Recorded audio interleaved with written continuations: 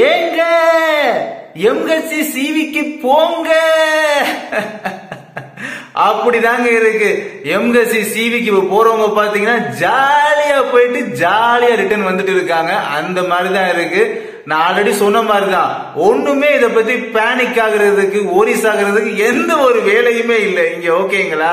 அதனால ஜாலியா போயிட்டு ஜாலியா வரலாம். எம்எஸ்சி சிவிக்கு ஜாலியா போங்க.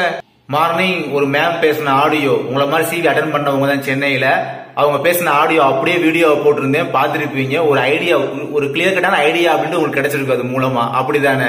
உங்க ஒரிஜினல் சர்டிபிகேட்ல நேமோ இல்ல அட்ரஸோ இல்ல அதர் டீடைல்ஸோ சம் மிஸ்டேக்ஸ் இருக்கு அப்படின்னா அவங்க போன உடனே இதெல்லாம் கேட்டு இருக்கான்னு சொல்லி எடுத்தோன்னு இந்த இன்ஸ்ட்ரக்ஷன் மைக்ல அவங்க சொல்லிடுறாங்க. இந்த இன்ஸ்ட்ரக்ஷன் சொல்லும் போதே இந்த மாதிரி மிஸ்டேக் இருந்தா வந்து ஒரு லெட்டர் அல்லது ஃபார்ம் ஃபில் பண்ற மாதிரி, லெட்டர் எழுதி கொடுக்குற மாதிரி ஒரு ஃபார்மட் அவங்க ஃபாலோ பண்ணுவாங்க. சொல்லியிருந்தோமா இல்லையா? அதே மாதிரி நடந்திருக்கா இல்லையா? அதனால இத பத்தின பேனிக் அப்படின்றது உங்ககிட்ட போயிருக்கும் நம்புறேன். ரெண்டாவது, என்கிட்ட அந்த 8th மார்க் ஷீட் இல்ல, அதை கேட்பாங்களா தூண்டிக்கிட்டே இருந்தீங்க போட்டுக்கிட்டு.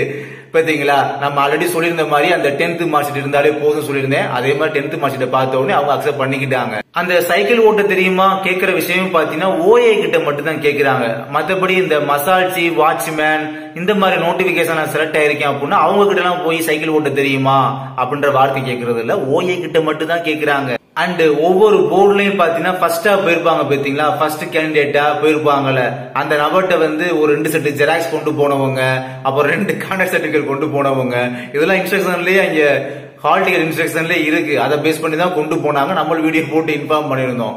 சோ அந்த சிவிக்கு வர்றவங்களுக்கு அதுலயே பாத்தீங்கன்னா அந்த நாலேஜ் அவங்களுக்கு இல்ல. நாலேஜ் இல்லைன்னு சொல்ல வரல, அவங்க டிபார்ட்மெண்ட்ல அவங்களுக்கான ஒர்க்ல நாலேஜ் இருக்கும். பட் இந்த சிவிக்கு அவங்க புது அட்டெம்ப்டா இருக்கலாம், ஃபர்ஸ்ட் அட்டெம்ப்டோ இல்ல செகண்ட் அட்டெம்ப்டோ அந்த மாதிரிலாம் இருக்கலாம். அந்த அளவு நாலேஜ் இருக்காது அந்த விஷயத்துல.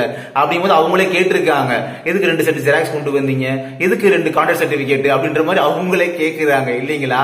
நான் ஆல்ரெடி இதுதான் சொன்னேன், இந்த சர்டிபிகேட் வெரிஃபிகேஷன் அப்படின்றது லிபரலா தான் இருக்கும் அப்படின்றது ஆல்ரெடி உங்களுக்கு சொல்லியிருந்தேன். அதே மாதிரி லிபரலா தான் நடக்குது. ஓகேங்களா? அது சென்னையில மட்டும் இல்ல, ஆல் ஜோனல்ஸ் 8 ஜோனல்ஸ்லயும் பாத்தீங்கன்னா விசாரிச்ச வர லிபரலா தான் பண்ணிருக்காங்க. ஓகேங்களா? இதே மாதிரிதான் 2022லயும் அப்படிதான் இருந்துச்சு, 2021லயும் அப்படிதான் இருந்தது, லிபரலா தான் இருந்தது. சோ டிஎன்பிஎஸ்சி சர்டிபிகேட் வெரிஃபிகேஷன் அந்த கவுன்சிலிங் கம்பேர் பண்ணி பார்க்காதீங்க. எம்எஸ்சில டிஎன்பிஎஸ்சி அந்த அளவுக்கு எம்எஸ்சியை கம்பேர் பண்ணி பார்க்காதீங்க. இங்க சிவியை பொறுத்தளவு எம்எஸ்சியை பொறுத்தளவு ரொம்ப லிபரலா தான் இருக்கும். ஆல்ரெடி உங்களுக்கு சொன்னதுதான். இப்ப நீங்க கண் கூட இன்னைக்கு பாத்திருப்பீங்க. இந்த நாள் மட்டும் இல்ல, இன்னும் நடக்க போற 4 days 5 days அந்த நாட்களுமே லிபரலா தான் இருக்கும். சோ அதனால நம்ம பேனிக் ஆகக்கூடாது, ஒரே ஆகக்கூடாது. ஆனா நீங்க பண்ண வேண்டிய ஒரு விஷயம் ஒண்ணு இருக்கு. என்னன்னா, இப்ப காலேஜ் பாஸ் அவுட் யூஜியோ பிஜியோ இல்ல 12th ஒரு இயர் கொடுத்திருப்பீங்களா அப்ளிகேஷன்ல, அந்த இயரை வந்து கரெக்டா தான் நீங்க கொடுத்திருப்பீங்க. பட் ஆனா அவங்க அங்க வச்சிருக்கக்கூடிய உங்க டீடைல்ஸ்ல வந்து நீங்க பாஸ் அவுட் இயரோ இல்ல அதர் டீடைல்ஸ் ஏதாவதோ அவங்க ஏதாவது மிஸ்டேக்கா மென்ஷன் பண்ணியிருந்திருக்கலாம். அப்போ உங்க ஒரிஜினல் மார்க் ஷீட்டோ இல்ல டிசியோ வாங்கி நோட் பண்ணி அவங்க நம்பர் நோட் பண்ணும் போதோ உங்களுடைய டேட் ஆஃப் பர்த் மென்ட்ரி பண்ணும் போதோ மிஸ்டேக் அந்த டீடைல்ஸ் அவங்களுடைய ரெக்கார்ட்ல நீங்க மிஸ்டேக்கை வந்து ஃபைண்ட் அவுட் பண்ணீங்கன்னா அதை வந்து மென்ஷன் பண்ணுங்க. அதனால அவங்களோட ரெக்கார்டே நீங்க வந்து கொஞ்சம் கண்கூடா லைட்டா நுணுக்கமா பாருங்க அப்படின்றதையும் உங்ககிட்ட சொல்லிக்கிறேன். அப்புறம் இன்னொரு முக்கியமான விஷயம், இதுதான் விஷயம், இதை சொல்ல மறந்துட்டேன் பாருங்க. எங்க ஊர்க்காரன் தான் அப்படி சொன்னீங்களே, எங்க ஊர்க்காரன் தான், என் ஃப்ரெண்டு தான், நானும் அவனும் ஒரே ஏறத்தாழ மார்க் ஒன்னாதான் இருக்கு, நான் 83 அவன் 85, நாங்க மசாஜிக்கு செலக்ட் ஆயிருக்கோம். ஆனா நான் அப்ளை பண்ணும்போது நான் பிரியாரிட்டிக்கு எலிஜிபிள், நான் பிரியாரிட்டி கொடுத்துட்டேன்.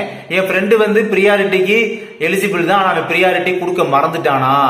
ஆனா எங்களுக்குள்ளே இப்ப போட்டி இருக்கு, என் நண்பனுக்கு எனக்கு போட்டி இருக்கு.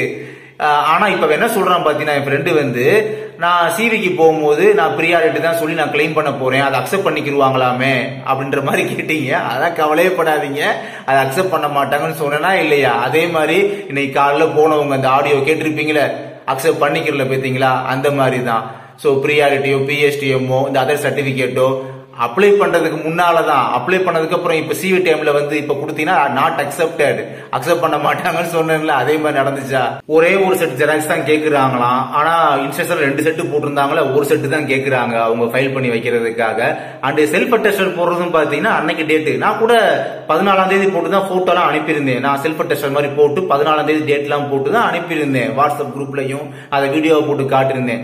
என்னைக்கு செல்ஃப் அட்டஸ்டட் போறோமோ அந்த டேட்டு தான் போடணும். அதுல சிவி அன்னைக்கு உள்ள டேட்டு தான் போட சொல்றேன். சொல்றாங்க. அதனால இப்ப நீங்க வீட்டுல செல்ஃப் அட்டஸ்டட் போடாம என்னைக்கு சிவி டேட்டோ அன்னைக்கு போறீங்க பாத்தீங்களா, அப்ப நீங்க சைன் போட்டு டேட் மந்த் இயர் எல்லாம் போட்டுக்கோங்க. ஓகேங்களா?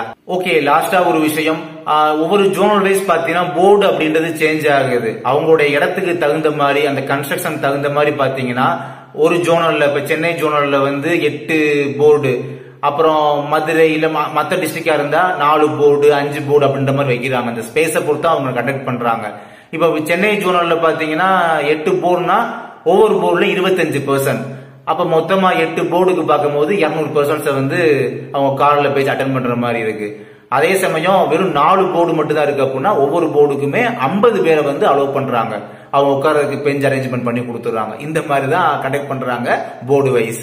அதனால இந்த வீடியோவோட எண்டுல நான் சொல்ல வர விஷயம் என்னன்னா, சிவிக்கு எந்த ஒரு பேனிக் ஆக வேண்டாம், ஒரிஸ் ஆக வேண்டாம். அடுத்த 4 நாட்கள் வர்றவங்க 15, 16, 17, 18 இந்த 4 தினங்கள் வர்றாங்க பாத்தீங்களா, அவங்க எந்த ஒரு கவலையும் பட வேண்டாம். சிவிக்கு ஜாலியா வாங்க.